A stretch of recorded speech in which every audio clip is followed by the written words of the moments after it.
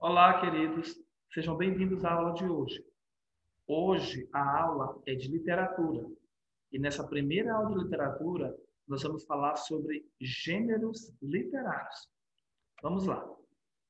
Primeiramente, eu gostaria de deixar bem claro para vocês que gênero literário é diferente de gênero textual. Por quê? Porque os gêneros textuais são aqueles que nascem da necessidade de os falantes, de as pessoas se comunicarem. Então, o gênero textual, ele vai atender à necessidade de os falantes se comunicarem e também de acordo com a informação que vai ser trocada entre eles. Por exemplo, um texto ele pode ser narrativo e ele vai atender a diversos gêneros textuais, de acordo com o público que ele quer alcançar, de acordo com as pessoas a quem ele quer chegar, de qual é a informação que ele quer passar para esse público. Por exemplo, eu posso querer contar uma história, é, uma lição, né? Trazer uma lição para pessoas que já são adultas, e eu vou contar essa história para elas através de um conto, ou através de um romance, onde os personagens são mais fortes, né? Por assim dizer, onde os personagens têm uma característica própria sua.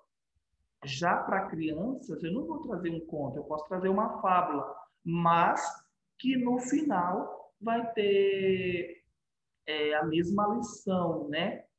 Ambos, tanto crianças quanto adultos, podem absorver o mesmo entendimento, o mesmo conhecimento, o mesmo aprendizado das duas histórias. Então, gênero textual e gênero literário, ele vai se distinguir por isso, porque o gênero literário ele vai depender da informação que ele traz. Além disso, existem vários tipos de textos e muitos desses textos não são literários, mas mesmo assim eles atendem a um determinado gênero. Por quê? Porque é a necessidade que os falantes têm de se comunicar, né? Surge dessa necessidade que os falantes têm de se comunicar, de falar, de passar uma informação um para o outro. E o gênero literário, ele não é exatamente isso. O gênero literário, ele, na sua conjuntura, ele agrupa obras que se parecem em forma e em tamanho, né, em característica. Forma, perdão, e característica. São muito parecidas, mas vai haver algumas situações que vão dividir essas obras e agrupá-las, cada uma a seu gênero literário. Lembrando que quando nós falamos de gênero literário, nós estamos falando de assuntos que dizem respeito diretamente à arte, à cultura e à literatura. Por isso que a gente não pode chamar gênero literário de gênero textual. Gênero textual é gênero textual e nem todos os gêneros textuais são literários. Exemplo, uma receita de bolo não é literário, um artigo de opinião não é literário, é totalmente diferente dos gêneros que nós vamos falar agora. E esses gêneros literários, eles podem se dividir em três. Nós podemos ter o gênero épico, que a gente pode chamar de épico narrativo, porque ele vai atender às necessidades do gênero narrativo, ele vai ter elementos que nos lembram o texto narrativo, o lírico e o dramático. Nós vamos falar brevemente sobre cada um desses gêneros. Vamos lá. Vamos falar primeiramente sobre o gênero épico narrativo. Professor, por que a gente vai chamar esse gênero de épico? Bem, o gênero épico é aquele que vai apresentar características baseadas nas histórias culturais dos povos. Então, normalmente, na sua grande maioria, quando a gente fala de gênero épico-narrativo literário, nós estamos falando de histórias e nós estamos falando de obras que vão trazer a história de alguém em um ato heróico, né? Algum personagem que vai atuar como herói nacional. E aí eu coloquei para vocês três exemplos de obras épicas muito conhecidas, a Ilíada e a Odisseia, ambas as obras de Homero, e trouxe também Os Lusíadas, de Luís de Camões. Por que eu trouxe essas duas obras, Ilíada e Odisseia, que muitos já conhecem, e os Lusíadas, de Luís de Camões, que é algo bem mais, um pouco mais atual, né? Está um pouco distante uma obra da outra, né? Pelo tempo em que foram escritas. Mas, na sua composição, elas são épicas porque elas vão contar a história cultural de um povo. Ao passo que Homero destaca uma coisa importante para a época dele, Camões também vem destacar algo muito importante para a gente. Ele vai destacar aí nos Lusíadas as navegações portuguesas, o período da expansão marítima, né? O período em que os portugueses começaram a avançar o Oceano Atlântico e conquistar outros territórios. Então, por isso, essas obras, essas aventuras, elas vão ser caracterizadas como história cultural de um povo. Elas vão trazer na sua composição os contos de uma determinada nação, né? Ou de uma determinada pessoa. Então, por isso, nós vamos chamar esse gênero de épico, né? Ele vai ser muito parecido ao narrativo, por quê? Porque ele vai apresentar aventuras, né? Ele vai apresentar personagens, ele vai apresentar uma história, um enredo, um espaço onde as coisas acontecem. Nós temos o gênero lírico. O que é o gênero lírico? Professor, o gênero lírico, ele surge através do instrumento chamado de lira, né? Porque podia ser cantado, né? Ele tinha uma certa expressividade, uma musicalidade. E o que é que o gênero lírico fala? O gênero lírico, ele vai expressar os sentimentos e as emoções do eu lírico de maneira muito intensa. Então, é muito comum nós vermos, por exemplo, no gênero lírico, a presença do sentimentalismo. E esse sentimentalismo, ele não é único e exclusivamente o amor. Ele pode ser o ódio, ele pode ser a raiva, ele pode ser a fúria, ele pode ser qualquer sentimento que esteja descrito de maneira intensa, qualquer sentimento que seja descrito de maneira profunda, né? E ele vai expressar uma musicalidade nas suas palavras.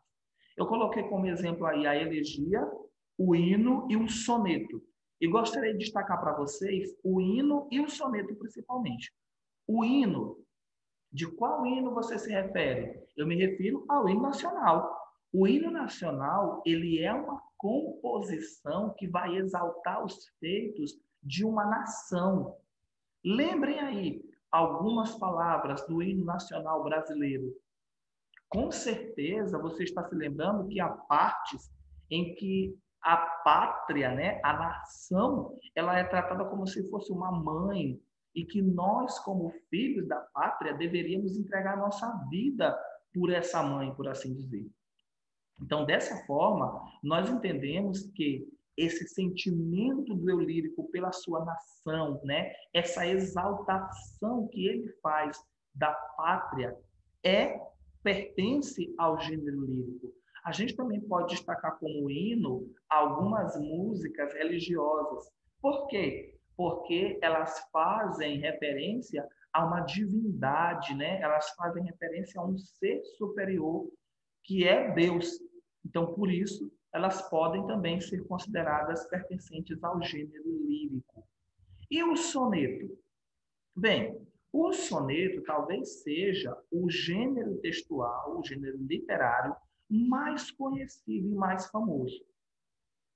Eu vou mostrar para vocês aqui como é a estrutura de um soneto. Pronto, eu separei aí o soneto, um dos mais famosos, talvez o mais famoso, de Luís de Camões. Olha só, amor é um fogo que arde sem se ver, é ferida que dói e não se sente, é um contentamento descontente, é dor que desatina sem doer, é um não querer mais que bem querer, é um andar solitário entre a gente, é nunca contentar-se de contente, é um cuidar que ganha em se perder, é querer estar preso por vontade, é servir a quem vence o vencedor, é ter com quem nos mata a lealdade. Mas como causar pode seu favor nos corações humanos a amizade, se tão contrário a si é o mesmo amor? Então percebam que Camões ele vai falar de maneira intensa, né, do amor. Ele vai destacar o amor como um sentimento forte nele. O eu lírico destaca aí o amor de maneira muito profunda. Só que o soneto, ele não é um gênero textual solto, né? Ele é um gênero textual que tem uma estrutura física. Percebam, o gênero soneto, ele vai possuir 4 estrofes, né? E essas 4 estrofes, obrigatoriamente, terão que somar no final 14 versos. São 14 versos que vão ter 4 versos nas primeiras 2 estrofes, que nós vamos chamar de quartetos, e 3 versos nas 2 últimas estrofes, que nós vamos chamar de tercetos. Esse soneto é um soneto típico que nós vamos chamar de soneto italiano, por conta da sua forma. Mas existem outras formas também. Não se encontra só assim. Ele não está alinhado só nessa forma. Mas o soneto, na sua composição poética e literária, ele vai sempre destacar um sentimento de maneira muito intensa. E, por último, nós temos o gênero dramático. O gênero dramático são aqueles que são próprios para a representação teatral. E para isso nós temos o alto, a comédia e a tragédia. Vamos destacar primeiro a comédia e a tragédia. A comédia normalmente é um gênero dramático literário em que o próprio nome já diz, existe um personagem cômico, existe uma situação engraçada. É o oposto da tragédia. A tragédia ela é bem diferente, ela não vai trazer um personagem cômico, ela vai trazer um personagem dramático. Ela vai trazer um conflito no qual um personagem vai se envolver diretamente. Professor, e o alto? O que é o alto? O alto, ele é um gênero literário, dramático, voltado especificamente para a representação. Só que o alto, ele vai destacar muito a questão dos sentimentos. Os personagens, eles vão representar sentimentos das pessoas, né? Eles não vão representar unicamente um personagem. E nesse gênero textual, nesses gêneros textuais, tanto no alto quanto na comédia, tragédia e outros que pertencem ao gênero dramático, não vai haver a presença de um narrador. Os personagens, os diálogos criados pelos personagens é que vão contar a história. E pode ser que não exista vários personagens, pode ser que exista só um, como um monólogo, por exemplo. E falando em alto, eu gostaria de destacar para vocês as características desse alto, né, que a gente conhece bastante, que é o Alto da Compadecida, que é uma obra de Ariano Suassuna. Ariano Suassuna, ele vem se destacar como um dos brasileiros que vai compor esse tipo de gênero literário. E falando sobre o Alto da Compadecida e as suas características, a gente lembra, o Alto da Compadecida, ele hoje a gente já conhece como filme, mas ele vai trazer em sua composição as características do gênero dramático, do gênero literário dramático. Por quê? Porque os personagens, eles representam sentimentos, né? A gente consegue perceber nos personagens do Alto da Compadecida essa representação, né? Vai falar do profano, do religioso. Por exemplo, nós temos alguns personagens, como o João Grilo, que apesar da gente gostar muito, né, que é um dos personagens, se não o personagem principal da história, mas a forma como ele ganha a vida, por assim dizer, o que ele faz para se virar, o que ele faz para se dar bem, destaca que uma das suas características principais é a desonestidade. Então, a gente consegue perceber forte nele, né, a desonestidade, o engano, a forma como ele engana as pessoas. Por outro lado, o padeiro e a sua mulher, que são os patrões dele, cada um traz em si um sentimento. À medida que o padeiro ele é avarento, a mulher é adúltera. Então, na visão do alto, isso é um pecado gravíssimo, né? Outra coisa é o comportamento do padre e do bispo, que refletem a ganância, o poder pelo dinheiro. E no final, se vocês já bem assistiram esse auto, se vocês já bem assistiram essa obra, vocês vão perceber que cada um vai ser movido por um sentimento de catarse.